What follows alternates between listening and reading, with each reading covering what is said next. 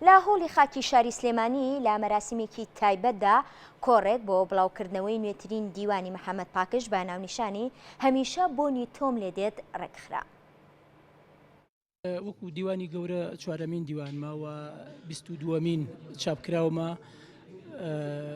دیوانی هەمیشە بۆنی تۆم لێ دێ کۆکراوەی چەندین شعری سیاسی و نیشتیمانی و خۆشەویستی و مرۆڤایەتیە و ناوەڕۆکی دیوانەکە بۆ خۆی پێشکەشە بە ئاشتی خوازی و پێشکەشە بە مرۆڤ دۆستی و نزیکی 300 لاپەڕەیە و دیزاین و بەرگێکی جوانی کراوە و ئەرکی لە چاپدانی بەڕێز دکتۆر هەڤاڵ بووبەکر پارێزگاری سلێمانی ئەرکی کێشاوە و شعری چەند ساڵێکی پێش ئێستاماوە کۆکراوەی کۆمەڵە شعرە کە هەندێکیانم لە کۆڕەکانە خوێندوێتەوە و هەندێکیان یەکەم جارە هەم خوێنەرەی خوێنێتەوە هەم لێرەش جۆگرگوێی لێگرێت.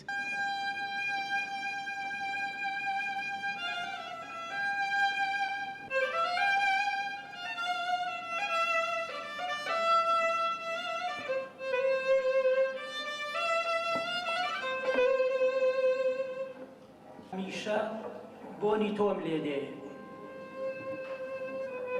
هەمیشە بۆنی تۆم لێ دێ، هەمیشە بۆنی تۆم بۆ دێ. لەوەتای تۆ گوڵاوی عەشقت بە ماڵەکەم پڕژاندووە، لەوەتای بخوردی عەشقت لە ماڵەکەم سووتاندووە. هەمیشە بۆنی تۆم لێ دێ، هەمیشە بۆنی تۆم بۆ دێ.